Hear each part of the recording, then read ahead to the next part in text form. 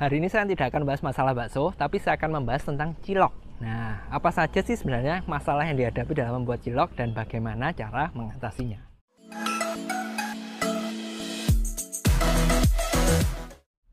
Pada umumnya, untuk membuat cilok itu selalu ada 3 hal yang menjadi tantangan. Sebenarnya 2 sih, yang ketiga dan kedua ini mirip-mirip. Tapi nggak apa, kita bagi aja nanti. Yang pertama dulu, masalah tekstur.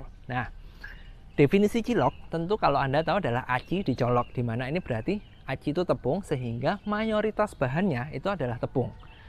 Dan masalahnya selalu di tekstur. Ingat, kalau kita mau untuk hasil yang kenyal, kita perlu yang namanya protein. Sementara kalau tepung itu kan ya dominan di karbohidrat, sehingga kalau kita membandingkan ingin hasil yang sama, yang kenyal seperti bakso, tentu akan susah.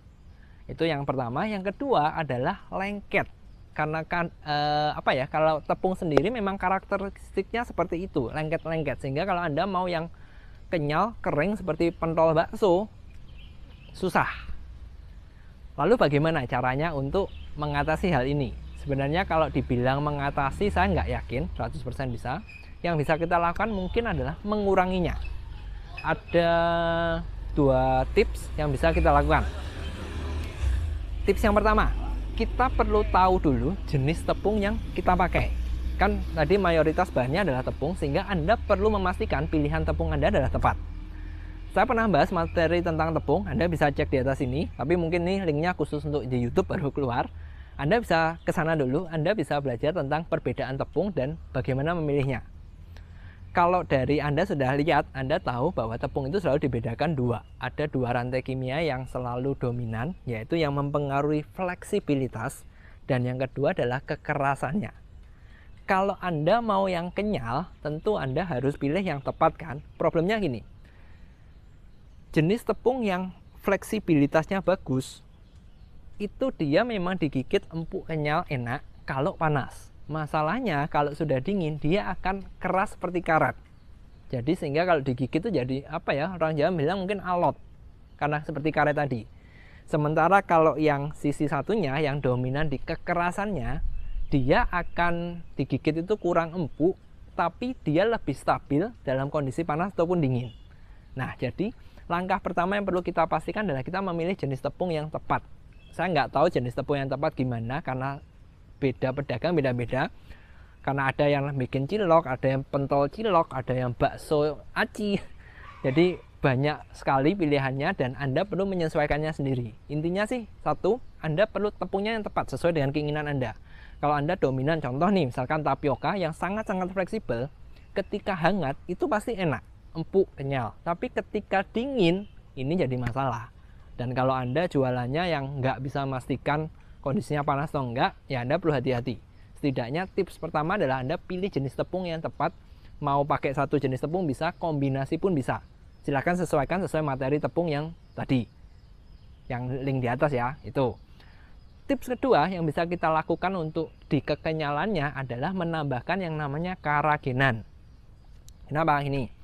Kita bikin cilok, apapun bentuknya, mau cilok, mau pentol, mau bakso aci tadi, selalu pakai air kan, entah itu air panas, air dingin, es batu, dan sebagainya. Nah, tepung itu sifatnya dia akan elastis, mengikat cairan, dan nanti hasilnya gimana nggak tahu, tergantung kategorinya tadi. Kalau yang kebetulan kayak tapioka, yang fleksibel, dia ngikat air, sehingga jadinya adalah ngaret tadi. Kita nggak mau seperti itu, kita mau tepungnya ini seminimal mungkin ngikat air, sehingga kita perlu nambahin bahan yang namanya karagenan. Harapannya apa? Ketika kita nambahin karagenan, hasil akhirnya tadi, hasil ciloknya tadi tidak akan terlalu keras, tidak akan terlalu ngaret tadi, sehingga lebih kenyal, mau kondisi panas atau dingin. Tapi ingat, tentu tetap tidak bisa seperti bakso. Ini hanya membantu. Nah, kalau ditanya takarannya gimana? Kalau karagenan ini di cilok itu selalu butuhnya lebih banyak. Setidaknya Anda mungkin perlu sekitar 1%-an, yaitu 10 gram per 1 kilo adonan. Kalau di bakso kan mungkin 3-5 gram sudah cukup. Kalau cilok mungkin 10 gram atau lebih, tergantung jenis cilok Anda. Intinya semakin banyak, seharusnya semakin kenyal. Jadi untuk tekstur ada 2 hal yang bisa Anda lakukan, yaitu milih tepungnya dan juga ditambahkan karagenan untuk bantu. Seharusnya bisa membantu untuk hasilnya lebih bagus. Oke, itu tekstur. Lanjut nih. 2 dan 3 saya gabung deh supaya cepat. Masalah rasa. masalah rasa itu selalu ada dua, yaitu rasanya sendiri dari lidah atau aromanya.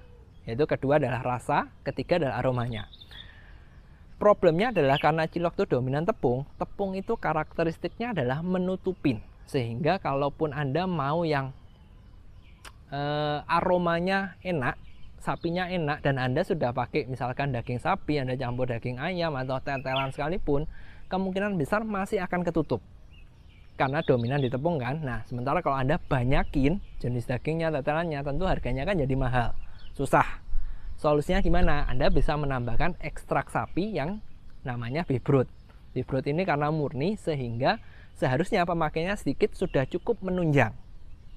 Oke, jadi kalau untuk aroma, triknya itu Anda bisa nambahkan tetelan, Anda bisa nambahkan beef broth, seharusnya sudah dapat aromanya. Masalahnya kalau aromanya sudah enak, sudah wah aroma daging, tapi rasanya hambar, ya sama aja bohong kan? Nah, kita beralih ke masalah rasa.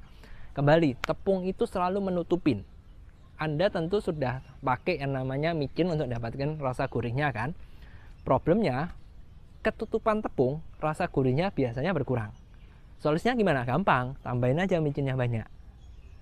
Problemnya adalah beberapa orang itu sensitif kalau kebanyakan micin. Dimana biasanya satu, mereka bisa sakit tenggorokan. Kedua, ada rasa yang nggak enak di ujung lidahnya. Kalau orang Jawa bilang sih nyetak, saya nggak tahu bahasa Indonesianya apa. Intinya ada rasa-rasa yang aneh. Dan yang ketiga adalah rasa anehnya ini bertahan lama. Sehingga kalau kita mau, wah pokoknya gurih, micinnya dibanyakin, repot. Orang akan tahu dan orang nggak akan kembali biasanya. Ngatasin ini gimana? Tenang. Ada yang namanya penguat rasa, C100 kodenya. Ini bisa membantu mengatasi hal ini. Jadi Anda tidak perlu pakai micin, Anda nggak perlu nambahin micin banyak-banyak, Anda cukup ganti dengan C100. C100 ini karakteristiknya dia secara gurih, secara lezatnya jauh lebih tinggi daripada micin. Hanya saja dia tidak menimbulkan sensasi yang nyetak tadi, itu tidak tidak kuat dan tidak bertahan di lidah, sehingga Anda nggak perlu khawatir, Anda pakainya bisa lebih hemat atau mungkin sama, sensasi gurihnya sudah dapat dan Anda nggak khawatir aftertaste-nya, seperti itu.